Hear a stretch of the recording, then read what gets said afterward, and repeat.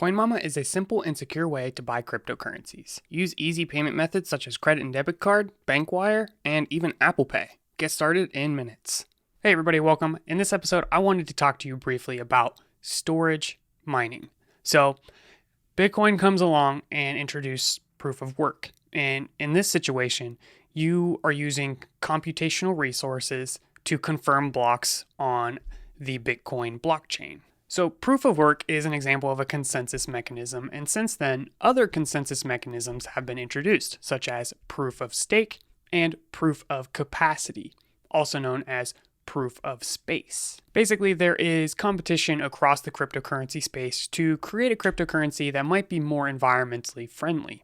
Bitcoin, as many people know, uses a lot of electricity, and there's a lot of debate around this. Some people believe proof of work is the purest consensus mechanism, and anything else is heresy.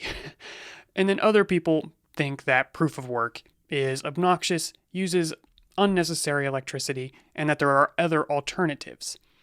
I'm not here to say which one is best. I don't think I know enough about the space to say, but I do want to introduce some of the other options in this video, specifically proof of space. Basically, the idea is that to support a decentralized network, you have to give up something. And as a result, you get rewarded.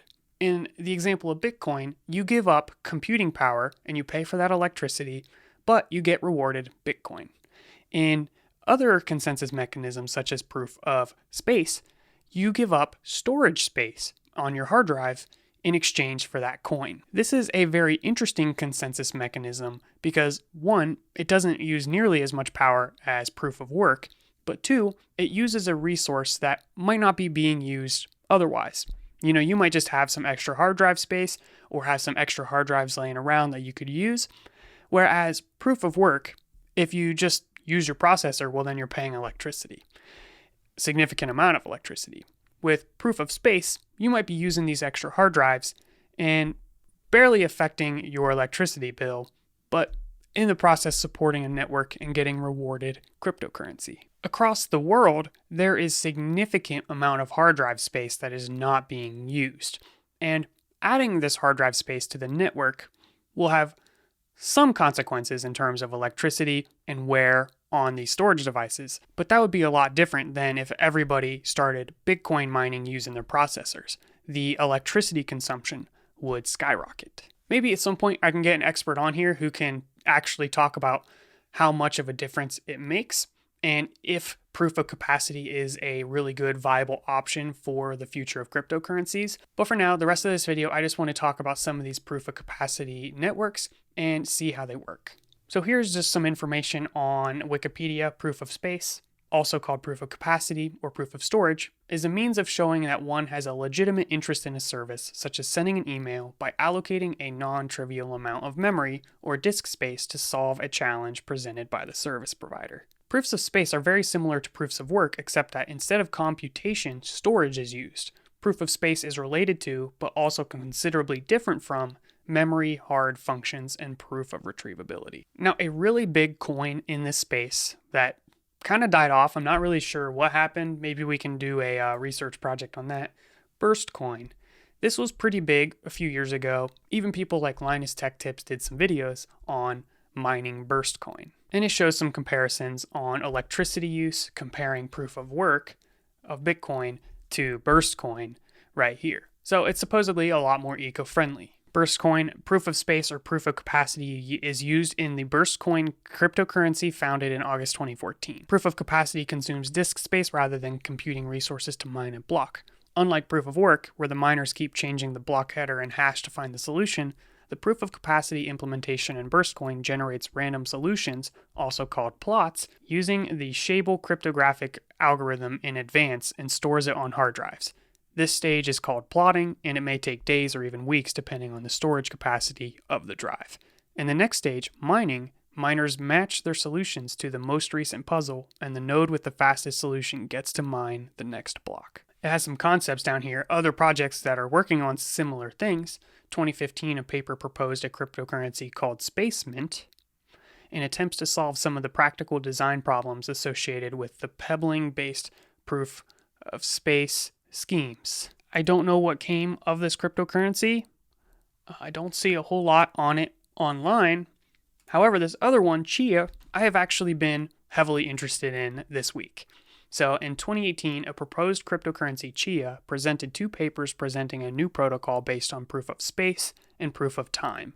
The authors of the project are suggesting that they will publish at least one more paper to fully present the new protocol. Now, I don't know when this was last updated, but Chia has progressed, and you can now download the Chia mining software and start working on it on their test network, and they're planning on deploying the legit network here in the next month or so. Now, one of the selling factors, in my opinion, of the Chia network is not just the technology, but one of the founders, Bram Cohen, who is the dude who invented BitTorrent, which is an extremely innovative tech. And that alone says, there's some legitimate people back in this project, which is very convincing. So this is someone who is very well respected in the decentralized technology space. So having that behind the project is very promising. This article from CoinDesk says last year, Chia raised a fresh round of $5 million in funding led by Slow Ventures. And I think the way this cryptocurrency is doing things is a little bit different, where this is a company and they're going to have an IPO. There is not an ICO, an initial coin offering. So the only way to get the coin is to mine it.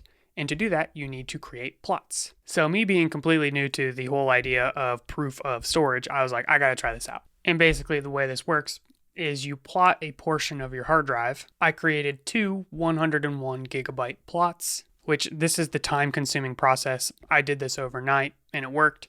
Then once these are created, that's when the farming happens. Now this is just in the test network and the expected time to win is 22 days. So it might not happen very often. However, people who are in this space, they might set up just server racks of storage space.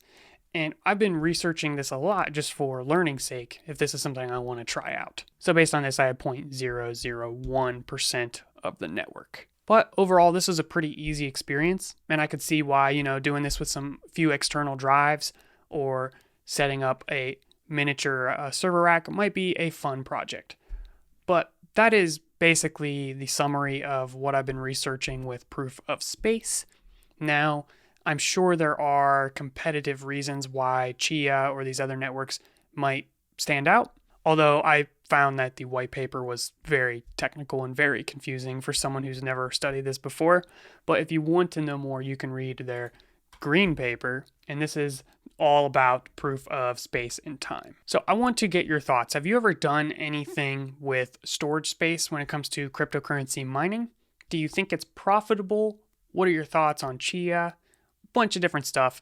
I want to know what to do next with this project. Should I build out a miniature farm and try to get some of the Chia cryptocurrency? Let me know your thoughts in the comment section below. Thank you for watching. Please be sure to subscribe, and I'll see you in the next video. Don't you forget that bell icon either. That's important too.